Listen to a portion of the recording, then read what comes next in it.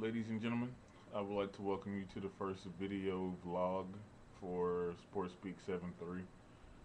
Talking about anything sports, in this case, the NBA draft that just passed a few days ago. First up, Derek Williams, number 2 pick overall, supremely talented player in college.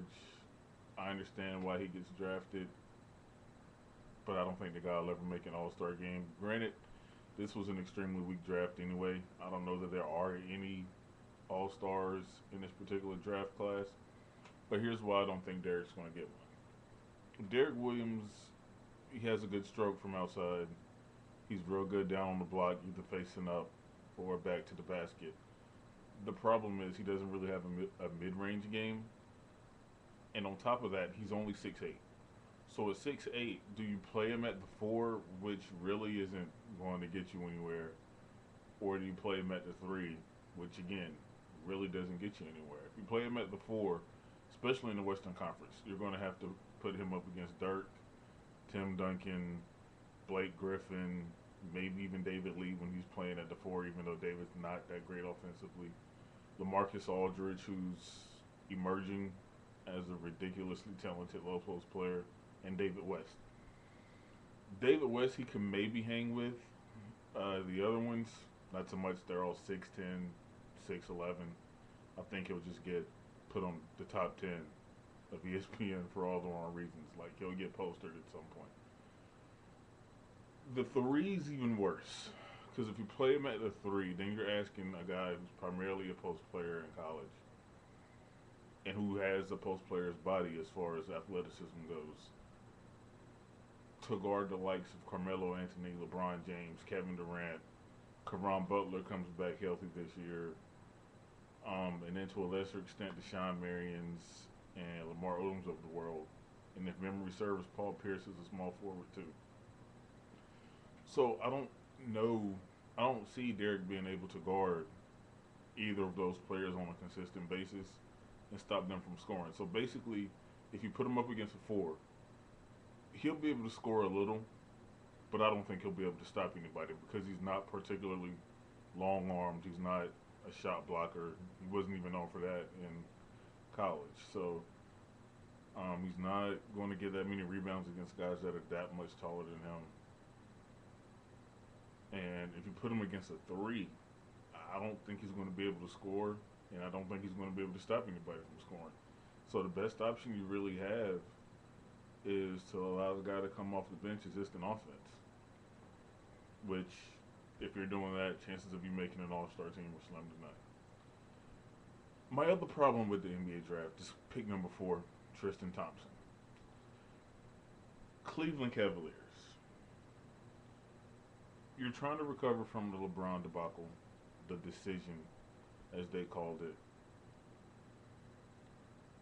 And Tristan Thompson is who you go with. I understand that you got Kyrie Irving with the first pick in the draft, which I think Kyrie will be an excellent NBA point guard. I also don't think he'll get an all-star team, not anytime soon anyway, because let's face it, the Eastern Conference got Darren Williams, Derrick Rose, to a lesser extent Jameer Nelson, and it also has Rajon Rondo, so trying to crack into that lineup is going to be a little bit difficult. However, Tristan Thompson, really? Like, Tristan Thompson, he's a great rebounder. He's a good shot blocker. But again, he's only 6'8", even though he does have long arms, so he plays more like 6'10", 6'11". But he's not going to get you buckets, which means you're still going to struggle to score.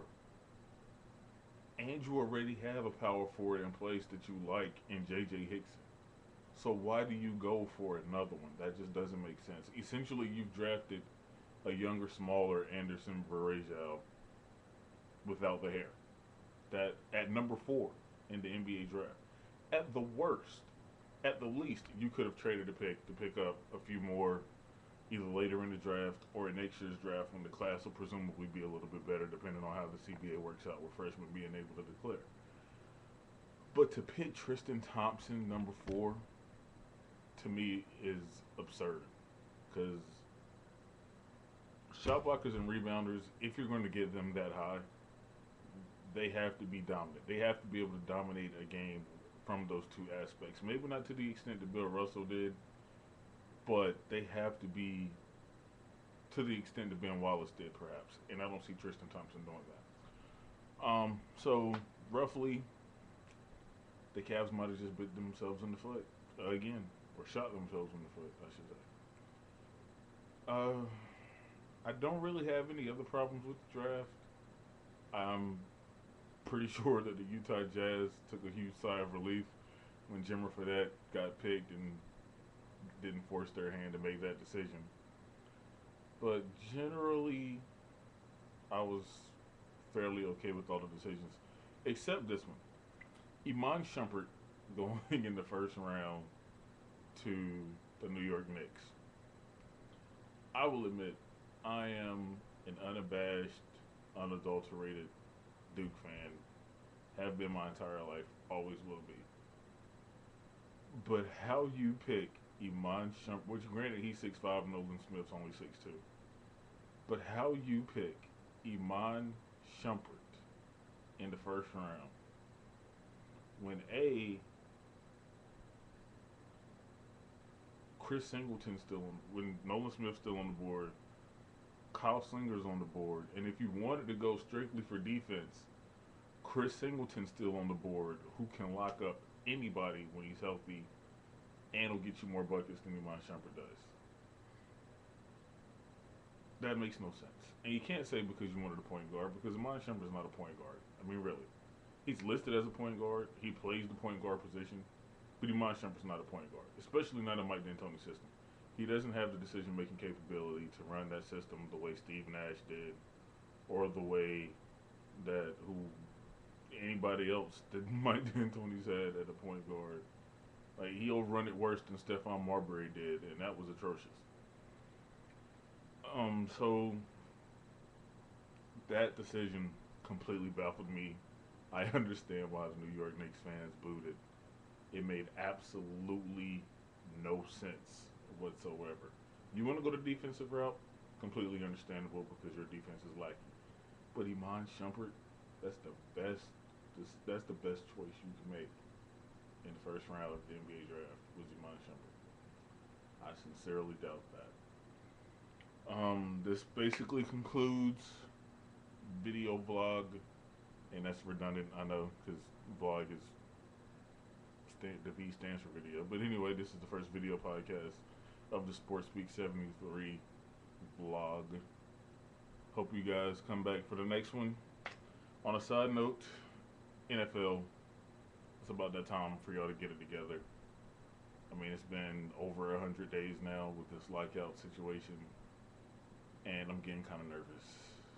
And I really don't want to have to boycott you guys for being selfish and missing some football games. So let's just get a deal done. I mean, really, it's getting a bit absurd. So that concludes number one. Check back for number two. Might throw in a little bit of baseball. Disappointed in the USA losing the Gold Cup to Mexico 2-1 today. But stuff happens. They'll get it together. Hopefully, by the time the next World Cup comes around, they'll be aces. Hope you guys have a good one. Hope you enjoyed it. Talk to you later.